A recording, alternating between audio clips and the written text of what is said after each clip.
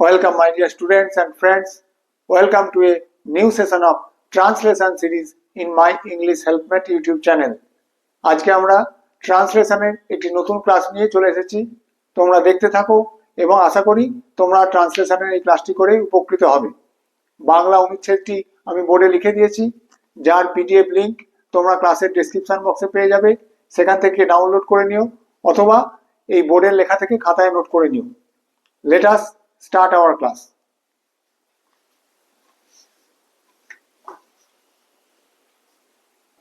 দেখো প্রথম বাক্যটা কি বলেছে, বদভ্যাস থেকে মুক্ত হওয়া কঠিন। দেখো এটার ইংরেজিতে ট্রান্সলেশন করতে গেলে আমরা ডাইরেক্ট সাবজেক্টকে প্রথমে বসাতে পারবো না, কারণ আমরা সাবজেক্ট এখানে ডিরেক্ট খুঁজে পাচ্ছি না। যে বাক্যে বাংলা থেকে ইংরেজি ট্রান্সলেশন করার সময় যে বাক্যে আমরা সাবজেক্ট খুঁজে না পাই ডাইরেক্ট, তখন আমরা কি বসাই? ইন্ট্রোডাক্টরি দেয়ার বা ইন্ট্রোডাক্টরি ইট আনতে হয়। সেই জন্য দেখো এখানে আমাদেরকে ইন্ট্রোডাক্টরি ইট আনতে হবে। এটা হয় কঠিন, ইট ইজ ডিফিকাল্ট টু মুক্ত হওয়া, গেট রিড অফ। বদভ্যাস, ব্যাড হ্যাবিটস বা ইভিল হ্যাবিটস। বোঝা গেল? লিখে নাও। তাহলে আমরা এখানে ইট, ইন্ট্রোডাক্টরি ইট নিয়ে এলাম। বাক্যটিকে শুরু করার জন্য আমরা ইন্ট্রোডাক্টরি ইট ব্যবহার করলাম। বোঝা গেল? লিখে নাও। দেখো দ্বিতীয় সেন্টেন্সটা, তাই বাল্যকালে আমরা যাতে কোনরূপ বদভ্যাসে অভ্যস্ত না হই সেদিকে আমাদের অত্যন্ত সতর্ক থাকা উচিত। অনেকটা বড় সেন্টেন্স, আমরা যখন ইংরেজিতে ট্রান্সলেট করব এটিকে ভেঙে নেব। প্রথমে কি লিখব? তাই আমাদের উচিত অত্যন্ত সতর্ক থাকা। এটিকে আমরা প্রথমে লিখে নিই সো। তাই এর জন্য আমরা কি নিয়ে এলাম? সো। আমাদের উচিত উই শুড। আমাদের উচিত কি? অত্যন্ত সতর্ক থাকা। We should be very careful.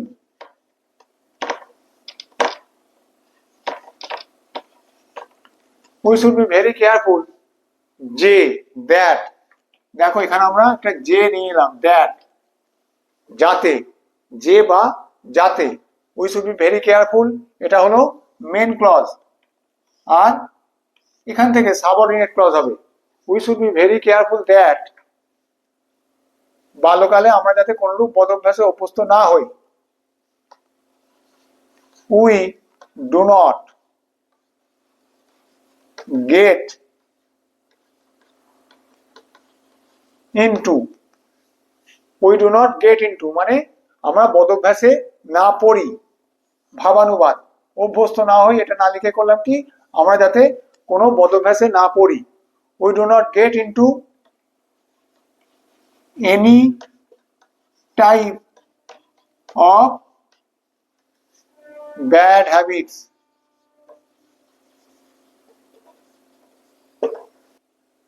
তাহলে কি হলো? So we should be very careful that we do not get into any type of bad habits. এবার কি বলেছে? বাল্যকালে। বাল্যকাল থেকে, ফ্রম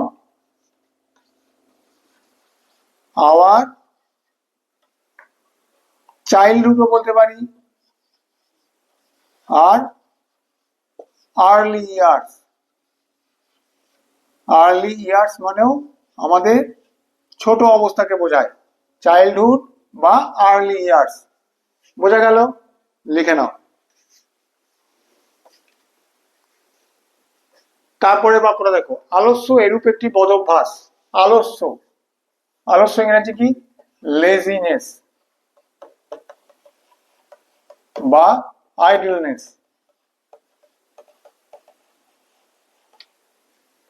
আর লেজিনেস বা idleness is such a bad habit. বা যদি আমরা ইভিল হ্যাবিট করি তাহলে কি লিখতে হবে? An such an evil habit. বোঝা গেল? laziness or idleness is such a bad habit or an evil habit. বোঝা গেল? লিখে নাও। পরের বাক্যটা দেখো, প্রতিটি বালক বালিকাকে পরিশ্রমী হতে হবে। Every boy and girl should be, পরিশ্রমী হওয়া উচিত, should be diligent, পরিশ্রমী diligent। বোঝা গেল? Every boy and girl should be diligent, প্রতিটি বালক বালিকাকে পরিশ্রমী হতে হবে। লিখে নাও। তারপর কি বলেছে দেখো, আলস্যকে তাদের বিষবৎ পরিত্যাগ করা উচিত। তাহলে কি লিখবো? প্রথমে তাদের উচিত, দে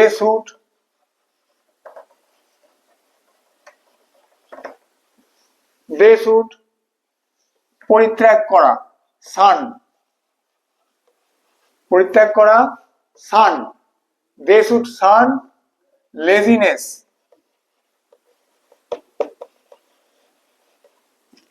They should shun laziness as poison. They should shun laziness as poison. আলস্যকে তাদের বিষবৎ পরিত্যাগ করা উচিত। বোঝা গেল? লিখে নাও। দেখো পরের বাক্যটা কি বলেছে, গুরুজনকে মান্য করা এবং তাদের আদেশ পালন করা তাদের কর্তব্য হওয়া উচিত। তাহলে সাবজেক্ট কি? তাদের কর্তব্য, their duty, their duty should be, হওয়া উচিত should be, their duty should be to মান্য করা, টু ওবে দা গুরুজনকে, দা এল্ডার্স। এখানে আমি যদিও গুরুজনকে সিঙ্গুলার, তবু আমি এখানে ভাবানুবাদ, সেই জন্য আমি প্লুরাল দিলাম। গুরুজনদের মান্য করা এবং তাদের আদেশ পালন করা, অ্যান্ড